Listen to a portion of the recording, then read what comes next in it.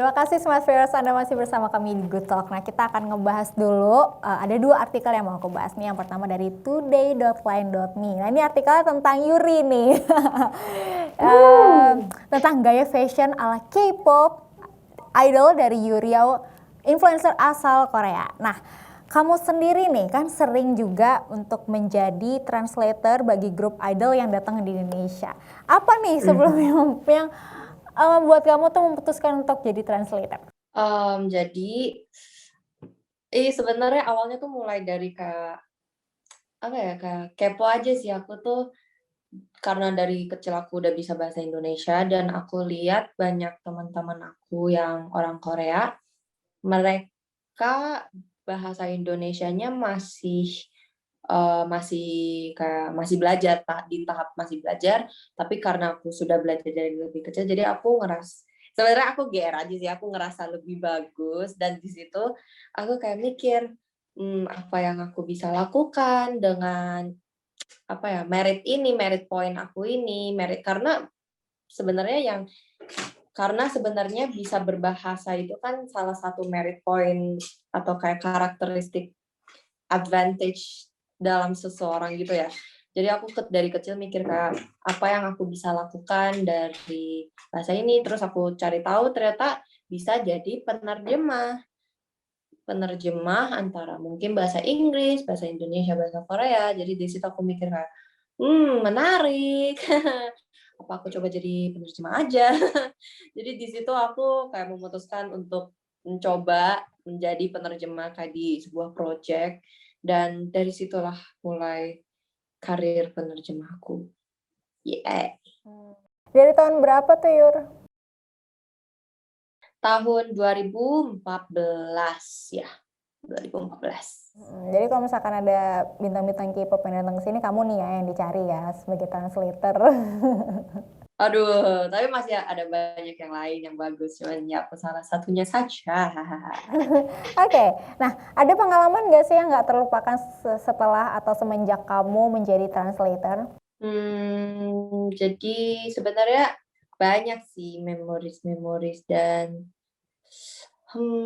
tapi mungkin kalau pengalaman yang aku nggak bisa lupain tuh karena aku juga suka K-pop. Jadi pas seketika aku menjadi penerjemah untuk grup K-pop gitu, aku sebenarnya kayak ngefans gitu sih di dalam hati. Jadi ada beberapa kali aku menjadi penerjemah grup favorit aku gitu, grup K-pop favorit aku, dan iya di situ aku nge-fly dan itu kayak salah satu memories yang aku nggak akan melupakan sih dalam hidup aku. Tuh, Oke, tuh. banyak ya bonusnya ya jadinya ya. Boleh dong tahu idola-idolnya apa sih? BTS. Jadi dulu aku suka BTS, dan dapat dapat opportunity untuk menjadi penerjemah BTS. Ya, itu pengalaman baik. Wow, ini kan BTS lagi jadi semua orang suka sama BTS. Jadi salah satu privilege-nya untuk Yuri udah sempet jadi translatornya juga. Wow, oke. Nah kita masuk ke artikel yang kedua dari popbella.com nih. 5 tren kecantikan di Korea Selatan saat pandemi COVID-19. Menurut Yuri, apakah benar kebanyakan orang Korea Selatan itu sangat menilai penampilan luar sebagai hal yang sangat penting? Nah, menurut kamu gimana? Kalau menurut aku pribadi sih, ya emang tidak salah kalau emang kebanyakan orang Korea menilai penampilan luar tuh sebagai hal yang penting. Tapi kebanyakan sih, bukan berarti semuanya. Makanya sangat banyak kayak misalnya makanya sangat banyak produk-produk skincare atau produk-produk kosmetik asal Korea mungkin karena itu juga karena eee, banyak yang suka, apa ya, mmm, suka take care of ya merawat diri, ya menurut aku ya begitu sih, benar. Dan kalau dilihat-lihat kayak misalnya kayak artis-artis Korea juga banyak banyak perawatannya gitu loh, banyak step dari manajemennya juga, dan jadi dilihat dari situ pun bisa terlihat kalau emang itu salah satu hal yang penting sih. Itulah alasan kenapa banyak tren-tren make up Korea, glass skin, 10 step Korean skincare yang wow banyak banget ya. Ya, 10 Ada step banget Korean waktu skincare. untuk skincare. Jadi kayaknya emang orang Korea tuh Ya, benar-benar betul. memperhatikan banget soal penampilan, karena terutama juga diet-diet juga banyak loh yang apa namanya diet-diet dari Korea, dari Ya, diet betul. Lisa Blackpink, di apalah banyak banget yang trennya tuh nyampe gitu loh sampai ke seluruh pelosok dunia lah ya bisa dibilang gitu. Nah, kalau misalnya kamu sendiri Iya, ya. mau kira-kira dari tren skincare, make up atau apapun tentang lifestyle Korea, kamu ada yang kamu ikutin nggak? Misalnya nih kamu, aku ngikutin 10 step skincare rutin, aku juga ngikutin karena kayak wow, karena aku bercita-cita pengen punya make up atau muka yang glass skin juga gitu. Kalau kamu gimana nih kira-kira?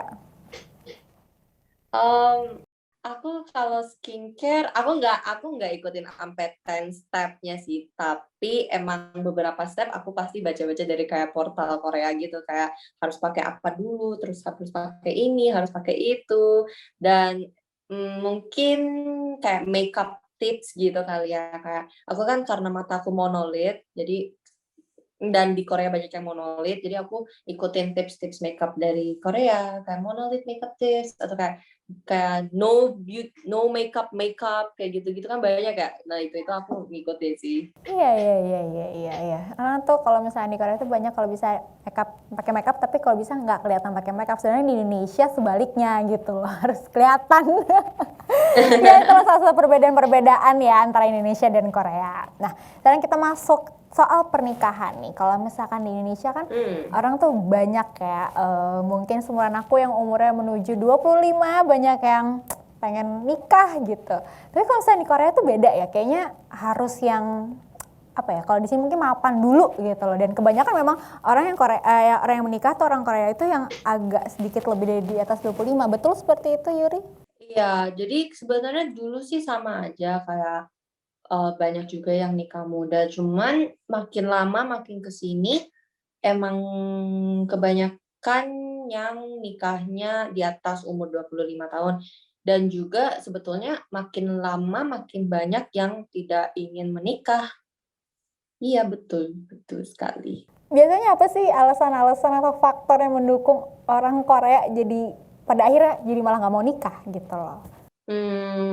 Mungkin karena dalam segi financial kali ya, dari finansial, dan karena karena susah sih kayak hidup di Korea, kayak kerjanya tuh lumayan hektik, terus kayak ya hektik sih, karena pada hektik jadi kayak mikir juga kalau habis nikah harus kayak gimana, ada biaya lagi, jadi lebih ke karena segi finansial gitu sih, dan karena mereka sibuk dengan kerja mereka ini, tapi nggak mau generalisir sih, kayak emang kebanyakan aja. Jadi mungkin karena mereka sibuk sama kerja-kerja mereka, jadi takutnya kayak nggak ada waktu juga untuk family-nya, untuk keluarganya kalau misalnya jadi menikah. Dan juga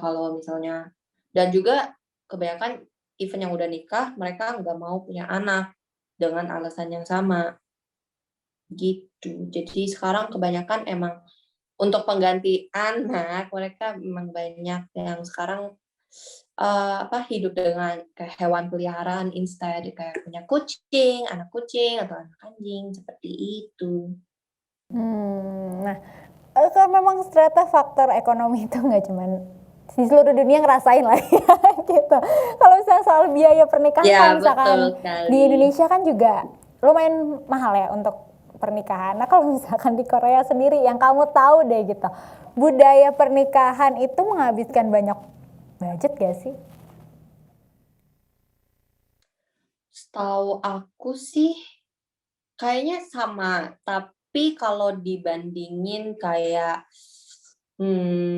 pernikahan adatnya Indonesia gitu kan kayak sangat besar ya, kayak ada beberapa adat yang harus banyak orang gitu, itu sepertinya kalau tentang kalau kalau pernikahan yang itu biaya Indonesia lebih tinggi sih sepertinya kalau untuk itu. Cuman untuk rata-rata ya sama aja. Sama aja, rata-rata sama aja. Oke, ya sih, karena kalau di Indonesia nih banyak step by stepnya gitu. Kalau misalnya terutama di setiap daerah kayak Iya, Jawa aja ada apa, siraman apa dan lain-lainnya. Kalau di iya, Korea betul, ya mungkin betul. perbedaannya Betul, betul, nggak betul, terlalu betul. maksudnya nggak terlalu mengkonsentrasikan soal adat gitu ya. Nah, sekarang kita masuk ke idola lagi, dibalik lagi soal idola. Kalau misalkan di Korea ini ada juga mitos yang menyebutkan bahwa kalau orang Korea itu lebih support idol yang asli berasal dari Korea gitu dibanding yang berasal dari negara lain. Bener gak sih? Tentang itu sebenarnya ini sebenarnya ini kayak 50-50 sih. Ini tuh kayak setengah-setengah karena memang kayaknya sepertinya semua orang kan pasti kayak lebih mendukung kayak yang asal dari negara mereka sendiri, kayak pengen support gitu sih. Jadi orang Korea juga lebih cenderung support idol dari Korea sendiri. Tapi juga banyak yang mengidolakan idol-idol atau kayak selebriti-selebriti dari luar negeri. Seperti ini sama aja. Sini sama aja sih, Kak. Jadi Kak, nggak significantly beda gitu. Nah, kalau tanggapan kamu soal Sasaeng fans seperti apa? Hmm, nah itu dia, itu salah satu hal yang harusnya tidak ada dalam dunia entertainment.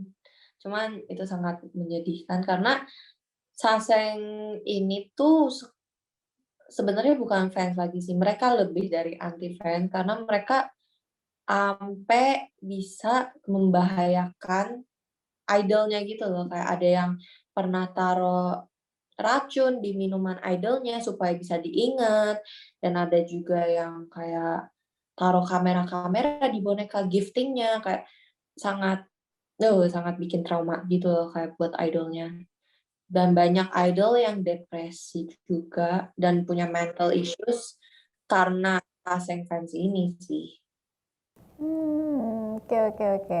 Mungkin faktor yang tadi ya, karena saking pride-nya untuk mengidolakan seorang idolnya gitu kan, maksudnya nggak banyak, nggak dikit juga seorang saling fans tuh saling serang gitu loh untuk membela idolnya sendiri. Tapi di samping itu malah Hmm, jadi saking protect-nya gitu, jadi kayak ngerasa ini miliknya, malah jadi ada tindakan-tindakan yang sedikit membuat iya. apa ya, idolanya malah jadi terganggu seperti itu ya. Berarti kasus-kasus kayak gitu banyak dong ya.